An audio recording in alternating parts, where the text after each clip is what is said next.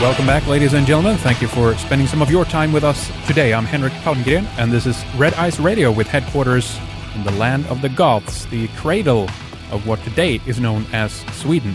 Our website is redicecreations.com, and you can follow us worldwide. A new program 3 times per week, and Radio 314 is every other Wednesday. Today we're talking with Graham Hancock, a best-selling author and more recently a novelist.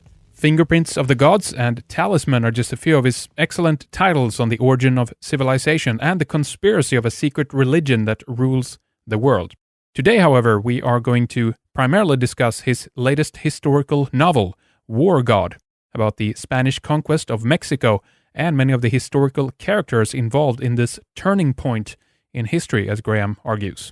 We'll get into some fascinating aspects of what might have been behind the motivation of both the 2 main characters of this drama, Cortes and Moctezuma, and potentially why things turned out the way they did.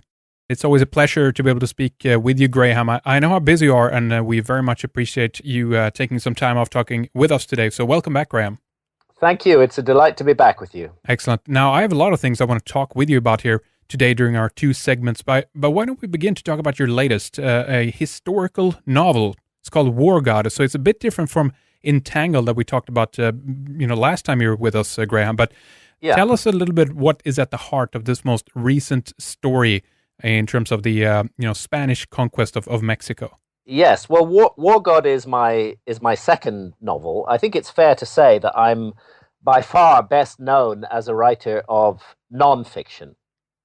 But I felt a strong calling to exercise such narrative gifts as I have in other directions in recent years. It hasn't meant that I've given up writing nonfiction. Quite the contrary. I have a big sequel to my best-known book, Fingerprints of the Gods, that I'm going to be delivering to the publishers at the end of 2014 for publication in 2015. But I've been going down this parallel track of writing novels, and the reason for that is partly because I don't just want to keep on doing the same thing. I want to keep myself fresh as a writer, and I want to explore other creative avenues, but also because in fictional stories it is possible to explore extraordinary ideas without all the architecture of footnotes and defensive argument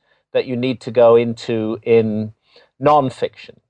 And the particular extraordinary idea that I'm interested in writing a novel about the Spanish conquest of Mexico is the possibility of spiritual forces at work behind history.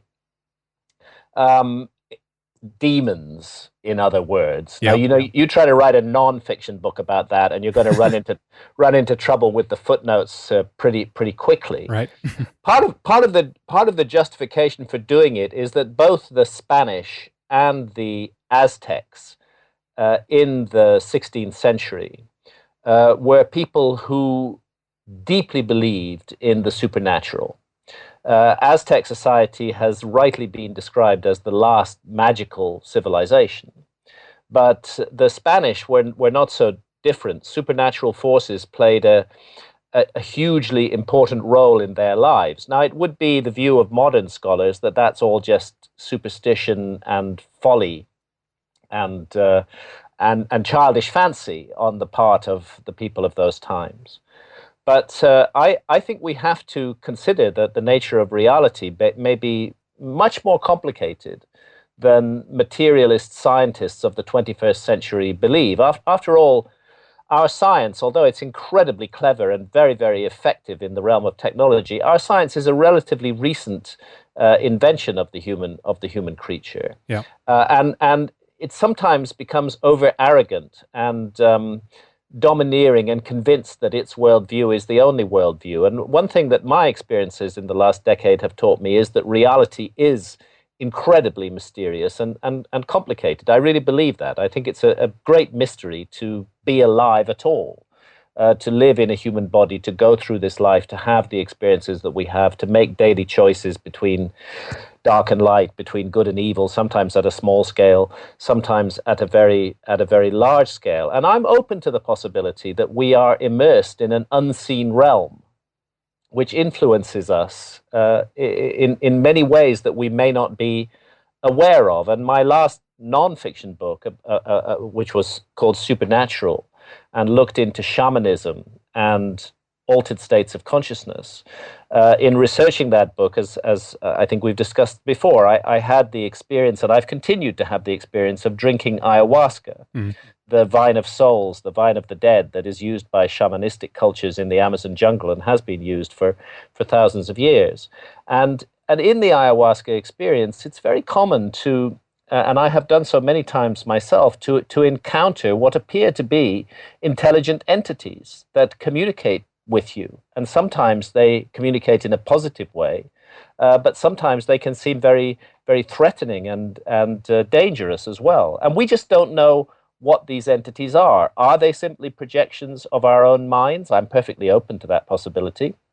But or is it possible that what the ayahuasca is doing, what the DMT, the dimethyltryptamine in the ayahuasca is doing, is in some way altering the receiver wavelength of our brain and allowing us to gain access to other levels of reality, which are normally closed off to our senses. And that's certainly what shamans believe. They believe on the ayahuasca journey that they enter into the spirit world and that the entities they encounter are spirits.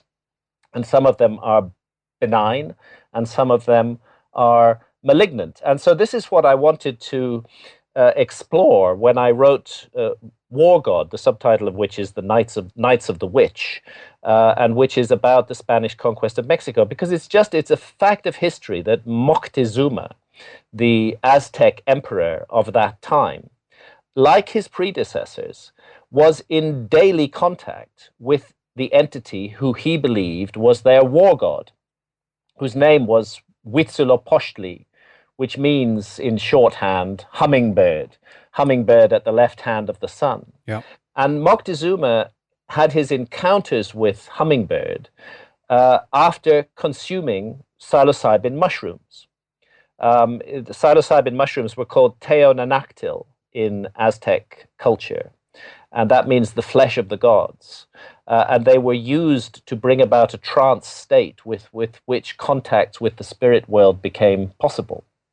And I think it's well known, and probably many of your listeners who are familiar with my work know this, that I'm a big supporter of psychedelics used responsibly.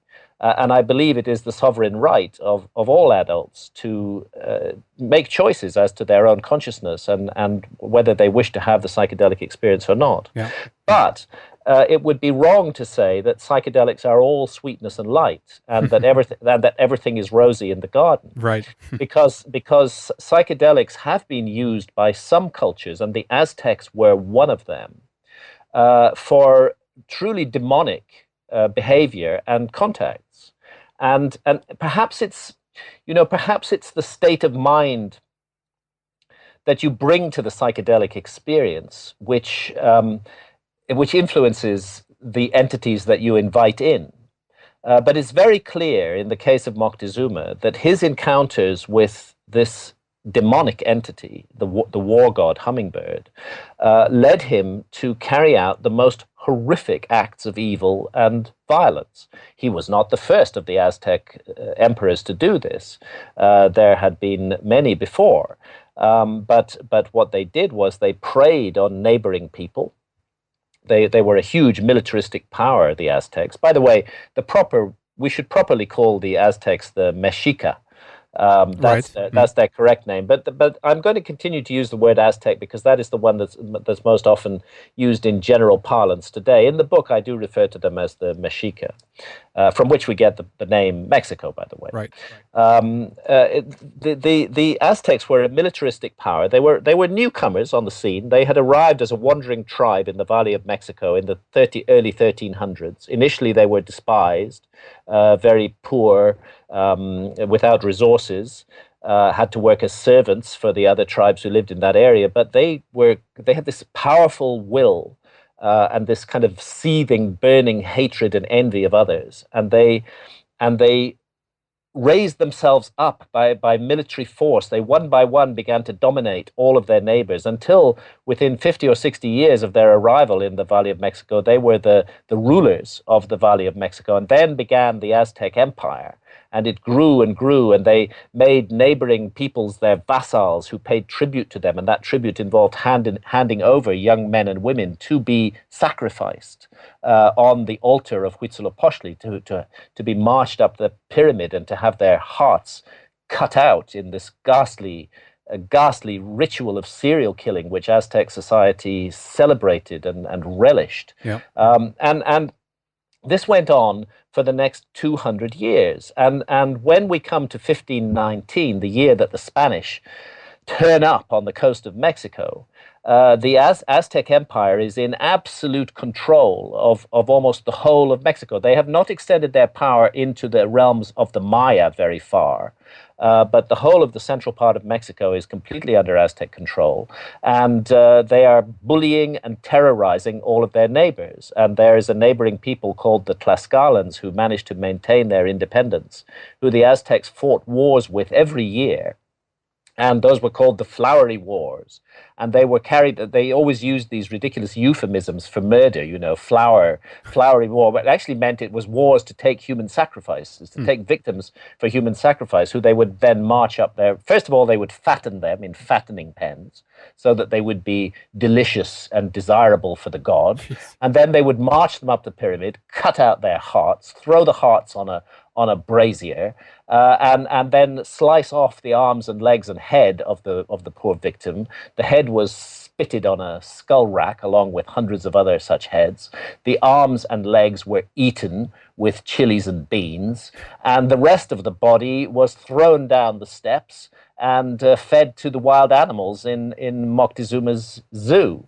And all of this was in honor of this hideous entity they called Huitzilopochtli, hummingbird, who Moctezuma, as I said, regularly encountered in visionary states, and who constantly urged Moctezuma on to more and more acts of horror and violence. Now, again, a modern psychologist would say, well, Moctezuma was just a schizophrenic, and unfortunately he happened to run a country.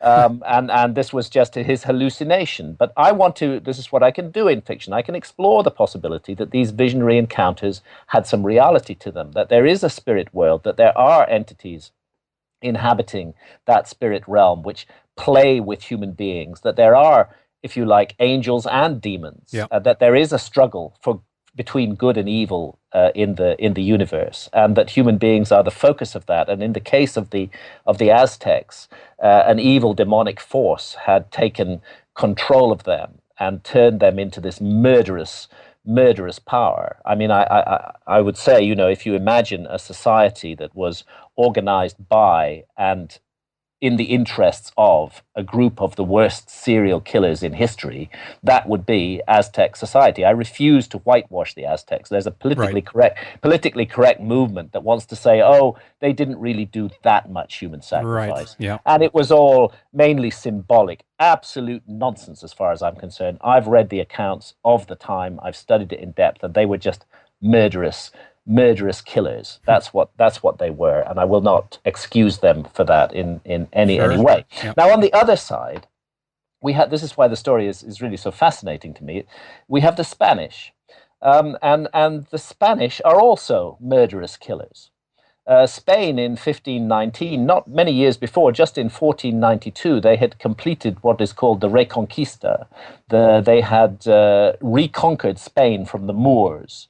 The Islam had held large areas of Spain for 700 years, and the indigenous Spanish, the Castilians, Aragonese, and others had gradually driven them out of Spain. And that driving of the Moors out of Spain was completed in 1492, the very year that Columbus crossed the Atlantic and, first of all, supposedly discovered the New World.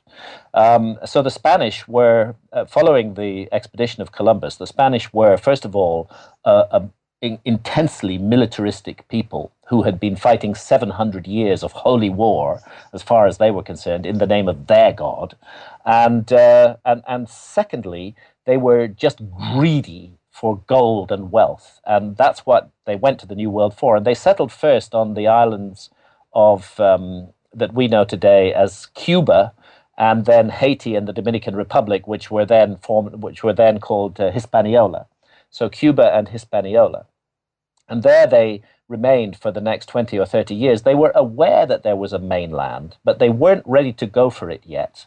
They didn't feel they had the forces. They weren't sure exactly what was going to be waiting them on the mainland. So first of all, the Spanish concentrated on the complete annihilation of the indigenous populations of Cuba and Hispaniola, who were called the Taino Indians. And a genocide was carried out on those islands, a really grotesque genocide, horrible murders, a complete wiping out of the indigenous population and their replacement by the Spanish. The Spanish used dogs as a weapon of war, and they would feed the Taino Indians to their dogs. They would also cut off the arms and legs of captives just to see whether their Toledo steel blades were up to it or not. Sometimes they would even dress captives up in armor and spit them on a Toledo steel blade to see if the blade could pierce armor. They kind of experiment. They had absolutely no human compassion for the indigenous inhabitants at all. They were, really, really very brutal, hard-hearted people. And they had no concept that it was actually wrong to take somebody else's country. From their point of view, if you had the power, if you had the might, that's what you did. So they took Cuba and Hispaniola, and then from about 1517 onwards, they started sending out very small expeditions towards the mainland, just 2 or 3 ships. And one of these expeditions, led by a man called Hernandez de Cordoba, had a battle with the Maya in the Yucatan. He went there with 100 men, and the Maya, the Maya did not appreciate the arrival of the Spanish on their coast, especially since the Spanish immediately tried to convert them to Christianity. And there was a battle, and Hernandez de Cordoba was badly defeated, and 70 of his men were killed, and they barely had enough men to sail the 2 or 3 ships that they had back to Cuba. And then the next expedition to be organized, cutting a long story a little bit short, was the expedition of Hernan Cortes, the famous conquistador Hernando Cortes, the expedition that sailed in 1519 to the coast of Mexico. And Cortes is a fascinating character. And one of the things I quickly discovered about him, which was how I was able to put these pieces together, was that he also, like Moctezuma, had visionary encounters. The visionary encounters of Cortes took place in dreams, and they were with an entity that he believed was Saint Peter, right? His patron saint, who Cortes nearly died in his childhood, and his nurse made an appeal to Saint Peter, and Cortes was miraculously saved. And ever since then, he felt that Saint Peter had a special relationship with him. So he had these dreams of Saint Peter, which I describe in the novel, and in these dreams, Saint Peter urges him on to the conquest and to acts of horrendous violence. So, to give away a little bit of the plot, what I'm suggesting in War God is that the exact same demon who appears to Moctezuma in the disguise of Hummingbird, the war god of the Aztecs, takes another disguise and appears as Saint Peter to Cortes, and plays these two men like puppets to do what demons have always done throughout human history, which is to multiply and magnify human misery. And that undoubtedly is what happened with the Spanish conquest of Mexico. You know, their population of Mexico was 30 million people in 1519. Just 50 years after the Spanish conquest, that population had fallen to 1 million people. Down to 1, yeah. It was a genocide of 29 million. A lot of it caused by introduced diseases, but a lot of it caused by plain murder as well. And this was an event, the Spanish conquest of Mexico. We don't think about it enough today. It shaped the world in which we live. All of the ills and errors of the modern world, in their own way, descend from the events of the Spanish conquest of Mexico. So if demonic intervention was involved, it wasn't just confined to that time. It multiplies out down the range of time into the modern world, and infects and continues to infect the world today, because just 20 years after the Spanish conquest of Mexico, less than 20 years, Pizarro went off following exactly the same model and conquered Peru. The entire genocide of the Native American population of North America followed from that model. The whole of the colonial era, slavery, everything, the shape of the world took shape following the events of the Spanish conquest of Mexico. How different it could have been if those two cultures had met each other with respect, sought to learn from one another instead of to enter into mutual slaughter. And better still, if Moctezuma and the Aztecs had been a different people, if they had behaved towards their neighbors with love and with friendship rather than terrorizing them, Cortes would never have been able to pull off the conquest. The only reason he was able to pull off the conquest was because Moctezuma's neighbors hated him so much that quite soon, within a few months, Cortes had managed to get himself about 100,000 local auxiliaries who were fighting for him to overthrow the Aztecs. Right. And so I believe a great responsibility rested on the shoulders of Moctezuma, and he failed that responsibility. And the whole modern world took shape as a result of his failure. So it's a fascinating episode to inquire into, and I thought, the way to deal with this is to write it as a novel and get inside the heads of those characters and explore these demons and what they are. And indeed, the demon is a central character in the novel. Well, there are many nuances here and historical clues, as you say, that the background here is historic, and to fill in the gaps, you've created, a few characters to get the reader closer to the story, closer to the history as well. But yet it feels like, Graham, when I'm reading about the book and what you're saying, that you're also trying to find something that explains this extraordinary historical event of murder and genocide, and finding something else that must be driving it, that it cannot solely be in the hands of human beings. That's how you're feeling, right? So something must be behind Moctezuma and Cortes. There just has to be something supernatural. There doesn't have to be, but I think it's an interesting possibility to inquire into, and one can inquire into it in a world of in a novel of fantasy and fiction much better than you can in a non-fiction book. This is one of the reasons for writing this as a novel. You can really bring this possibility. I insist, it's only a possibility. I'm not saying it's a fact to life, that we are immersed in this invisible realm that influences us whether we like it or not. That's what all shamans everywhere believe anyway, and they believe it's very important to deal proactively with the spirit world and not to be the victim of the spirit world. So my suggestion is, yes, reality is much more complicated than we imagine, and that our five senses are not enough, and that in altered states of consciousness, we gain direct conscious access to other realms and levels of existence, and those realms and levels have an influence upon us. Now, back of all of this is, I suppose, Gnosticism, this ancient system of ideas that perhaps was at the origin of Christianity, but was very quickly victimized and persecuted by mainstream Christianity. The Gnostic dualistic notion of the nature of reality, that there is good and there is evil, that there is the realm of matter, and the denser the matter is, the more evil it becomes, and that there is the realm of spirit. In the Gnostic point of view, the entity that we've been taught to believe is God, the entity called Jehovah, or Yahweh, or Allah, if you're a Muslim, from the Gnostic point of view, this entity is in fact a demon. Yeah. He's not a god. He's an imposter. He's a sort of low-level handicrafts kind of guy who has created the earth as his particular fiefdom and created human beings upon it so that they will worship and adore him. And that the spiritual realm took pity on humanity and inserted within us a divine spark. And the purpose of Gnosticism is to allow that, through direct revelation, is to allow that divine spark to grow and get to the point where spirit can be liberated from matter again. And from the Gnostic point of view, the so-called God, Yahweh, Jehovah, is his project is to keep humanity imprisoned in matter. And in this process, he has archons, evil angels, who assist him.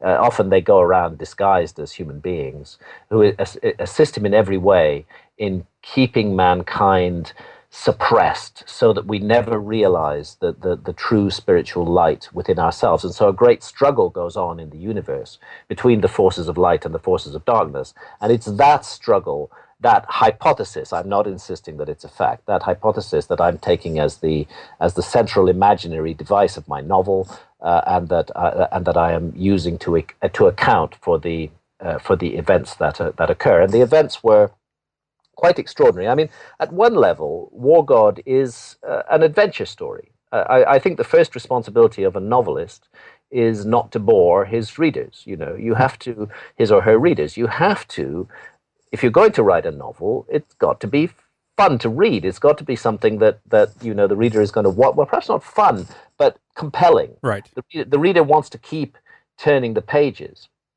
And my goodness, I mean, the events of the Spanish conquest of Mexico, you literally couldn't make them up. Extraordinary, unbelievable things happen. I mean, first of all, there's the disparity in numbers. The Spanish turn up on the coast of Mexico under Cortes in February 1519 with just 490 men in 11 ships.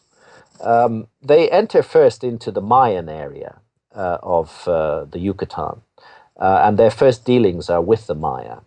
But a little further down the road, they're going to encounter the Aztecs, and the Aztecs can put 200,000 men into the field, and they are an experienced military power. And if they catch you, they're going to take you prisoner, march you up their pyramid, and cut out your heart. So they're a very fearsome enemy to confront. And I have to say, although I detest many, many things that the Spanish did, and it's hard in any way to be sympathetic with their mindset, that these were courageous men. This was it took extraordinary courage to be prepared to leave everything behind, turn up on the coast of Mexico, and actually sink all your ships, which is what Cortes did. He had holes drilled in the bottom of the ships so that they sank, and then he could say to his men, "We have no choice now. There's no going back. You must either conquer or die." Right. When you look at the disparity of military forces, it seems almost impossible to believe that the Spanish could win any victories at all. In their first battle with the Maya, before they met the Aztecs, with the Maya at a place called Potonchan on the Tabasco River in the Yucatan, they faced an army of 40,000 men, and there were 490 Spaniards. But the Spanish had a number of advantages. For them, warfare was a science. For the indigenous peoples of the America, warfare was more about taking captives in order that they could be sacrificed. This was true of the Maya to a lesser extent, as it was of the Aztecs. Secondly, the Maya and the Aztecs were Stone Age cultures. They were highly sophisticated in some ways, but at level of weaponry, they had flint and obsidian blades. So their sword would be a wooden paddle with flakes of obsidian embedded into the edges of it. Yeah. They had no metal weapons, and they used a kind of cotton armor, whereas the Spanish had steel armor. They had swords of Toledo steel. They had guns. They had cannon, a number of small cannon called falconets, and a few larger ones called lombards, which fired that horrific weapon of mass destruction called grape shot, tiny little balls of metal that went whistling out of the mouth of the cannon and would just mow down hundreds of men at a time. They crucially had horses. They had 16 horses. Doesn't sound like many, but horses had been extinct in the New World for 12,000 years. And the Aztecs and the Maya had no idea what horses were. So at the very point when Cortes' first battle it seemed certain that his tiny infantry would be crushed by this massive army of 40,000 Maya, Cortes and his 16 cavalry turned up behind Maya lines and charged them. And that charge had a devastating effect on the Mayan army. And I think we can understand why. I mean, the ground is shaking and trembling beneath the feet of these beasts. These are huge, heavy hunters with iron-shod hooves. Mounted upon them are men in silver armor with gleaming lances and swords. They are traveling at 30 miles an hour. They smash into the Mayan army with a colossal shock. And the Maya didn't know what they were dealing with. They actually, if you look at the contemporary accounts, you find that they and the Aztecs initially thought that this was some kind of supernatural being, Right. that it was a mixture of a deer and a man, a hybrid creature. And they had no tactics for dealing with it. European armies had tactics, infantry had tactics for dealing with a cavalry charge, which had been developed over thousands of years. The Native American armies had no such tactics, so they were devastated by cavalry, and they were devastated as well by the use of dogs by the Spanish. Right. And I go into this at some length in the novel because it's really quite gruesome but fascinating. See, both the Maya and the Aztecs, they knew about dogs. They had dogs. They had Chihuahuas. That was the maximum size of dog in Mexico. And the Chihuahua, they reared it as a food item like we rear chickens today.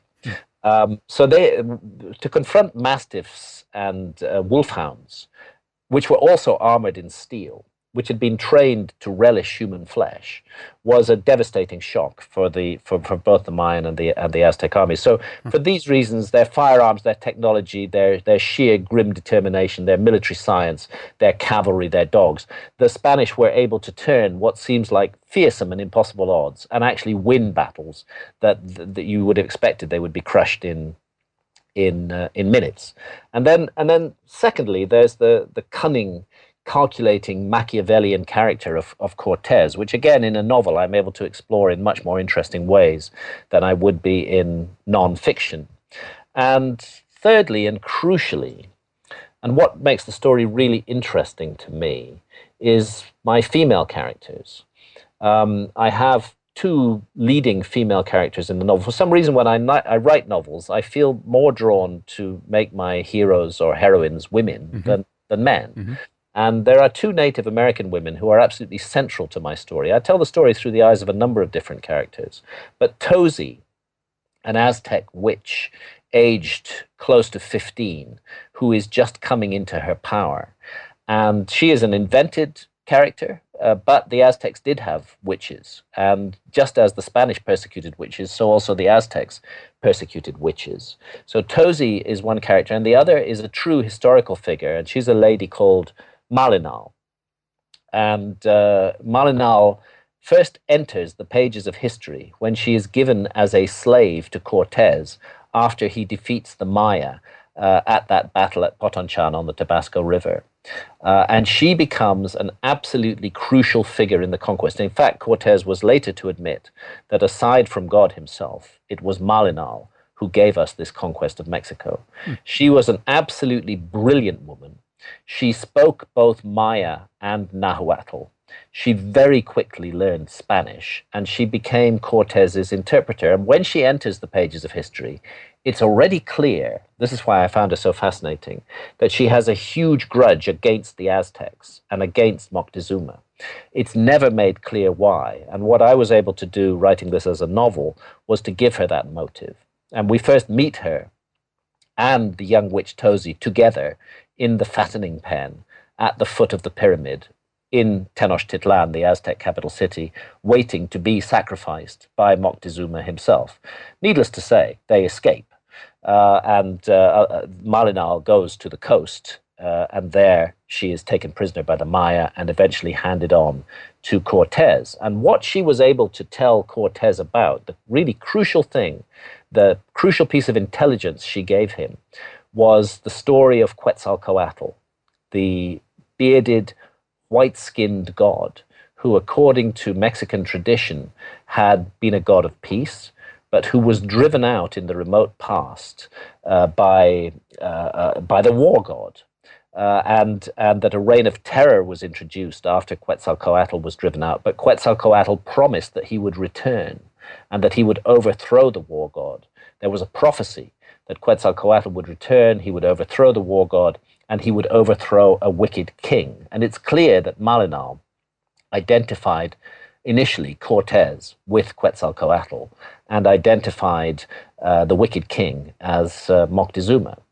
And so she was able to tell Cortes about this tradition and teach him how he could exploit it. She quickly realized he was no god. He was a man. After all, he eventually became her lover and the father of her child.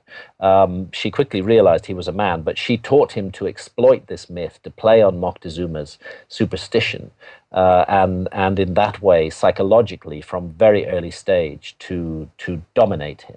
So there's just a fascinating sort of range of issues and problems to be explored here, and amazing characters, who would just be impossible to make up. Like Malinal today in Mexico is a hate figure. Modern Mexicans detest Malinal. Mm-hmm. If you want to insult somebody in Mexico, you want to call somebody a traitor in Mexico, you call them a Malinchist. That remembers Malinal as the traitor who handed Mexico over to the Spanish. But I hope my novel's gone some way to rehabilitate her. I think she was an amazing woman. She was incredibly brave. We find her in the heart of the worst battles that the Spanish ever fought, always by Cortez's side. Other Spanish soldiers who knew her, comment on her outstanding beauty and on her courage.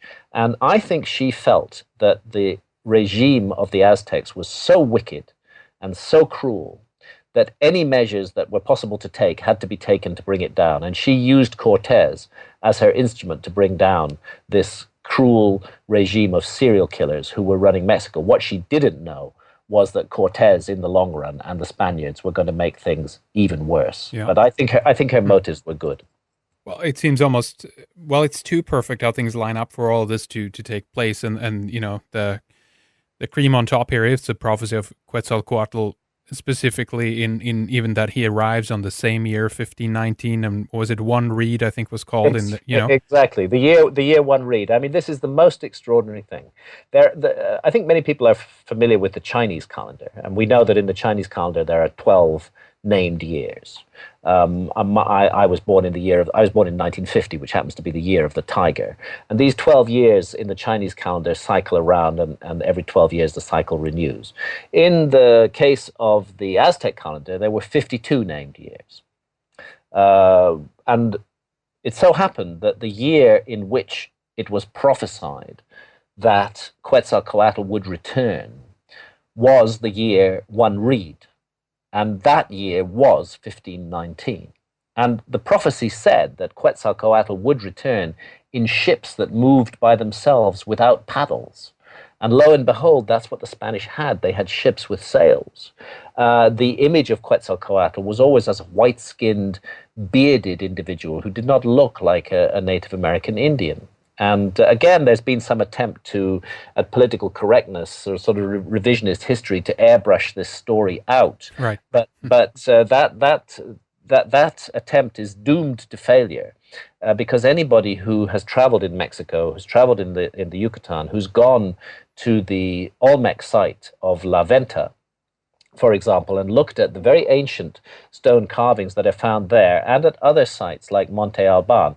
Well, there are images of people with African features at La Venta, but there are also images of people with distinctly Caucasian features, unmistakably Caucasian features, with large, fulsome beards, which you do not get in the indigenous peoples of Mexico. Yeah. And that's also true of the site of Monte Alban. So there quite apart from the myths and traditions, there is physical evidence that at some remote period there were people in the Americas who did not look like Native American Indians, who did look like Caucasians. And Cortes was able to play upon that and to come into Mexico with this aura of a god around him. And he had these fearsome weapons. The gods were supposed to have a thing called fire serpents, which exploded and dismembered men at a distance. And that's exactly what the guns and cannon of the Spanish did. So in every way, he fitted the bill, and he was able to psychologically dominate Moctezuma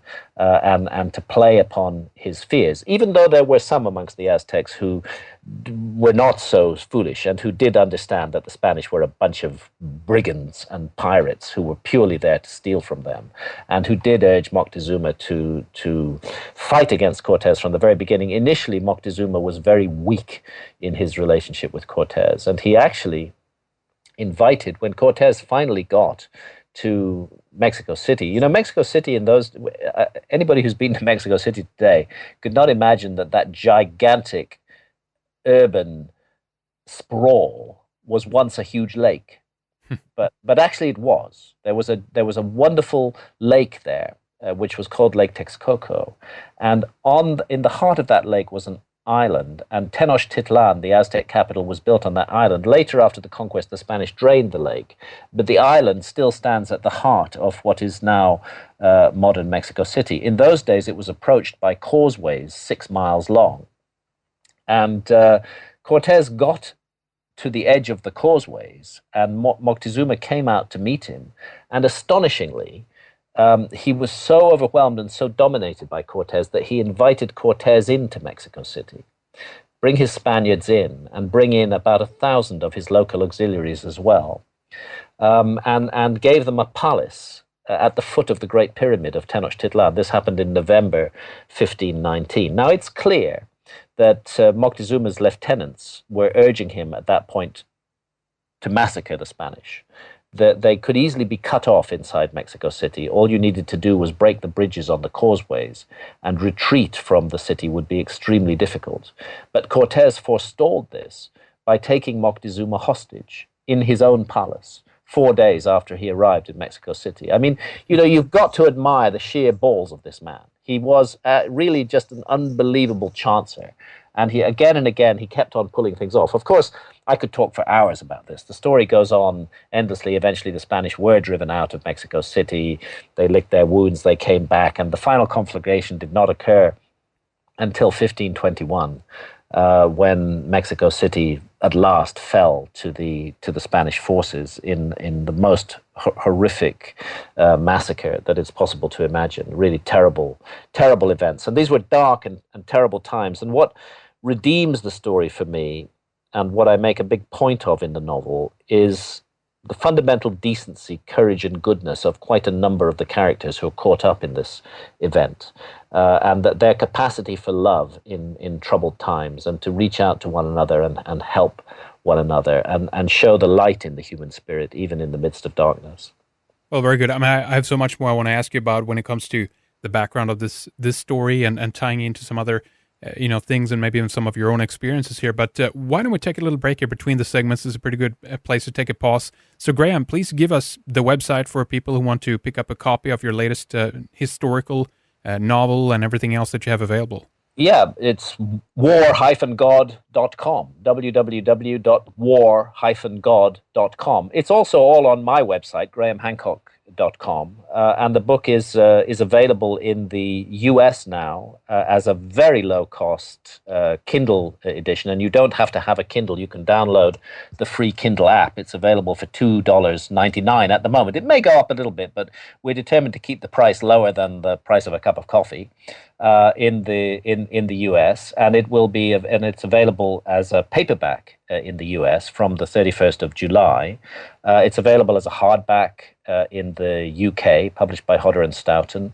It's going to be available in Canada on the 13th, from the 13th of August onwards, and generally around the world. If your local bookshop doesn't have it, get them to order it, or buy it from Amazon. The links are there on war-god.com. And I would appreciate the support of my readers in this. The publishing industry wants to keep me locked into the nonfiction mode. As a nonfiction author, I'm a kind of cash cow for publishers.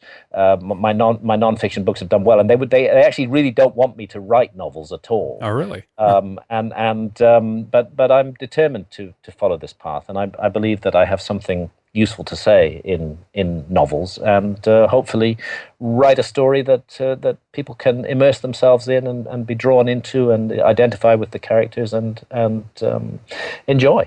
Well, exactly, and it goes in line with so much more that you've written previously, and you have the historical background to the story, and it's just kind of a deepening of, as you enter in with some of the characters, to go along in the story, that you get closer to it, and that's what I think, and you did very well in Entangled, and as I'm listening to it and what I've read so far, I think you do an excellent job in War God as well. Thank you. Well, just to add, on war-god.com and on grahamhancock.com, there's 4 free chapters to read from the novel, so people don't have to go and buy it on chance. They can read some chapters and see whether they like it or not. Very good. grahamhancock.com. and war-god.com. We'll have these linked up on redicecreations.com. Stay with us. We'll be right back with more and continue our fascinating discussion with Graham Hancock. Graham has laid the groundwork and the history, and as we continue in the second hour, we are going to get even closer to the historical story and ask Graham about his own experiences when it comes to angels and demons, specifically the war god that he talks about. He shares his personal story of how he managed to break a very long cannabis addiction with the use of ayahuasca. This is what led to the recent controversy on his censored TED Talk, but speaking about ayahuasca, we'll go into the dark side of this and other substances and how it affects people differently. At the root of this, we might be looking at mankind manipulated by unseen forces through people or in communication with demons while in hallucinogenic states. Graham is positive though and sees that this more recent war on consciousness that primarily has to do with how we are limited to explore our own consciousness with both drugs and information is failing. This is an excellent second hour that you should not miss. We have it up right now on redicemembers.com. So go there to sign up for a membership if you haven't already and enjoy over the 700 programs that we have on some of the most explorative topics designed to get that thought process going and question what we think we know. On our members' website, we also have videos, films, commentaries, and music. And when you sign up, you help to keep the majority of what we do available for free, and we spare you from commercial interruptions, and our website is ad-free as well. So get full access to our archives and enjoy. It's only €5 per month. Try out a 3-month subscription right now. Right, folks, next on Red Ice Radio in just a few days, Ken Rolla on Ormesite and scalar technologies for healing and free energy.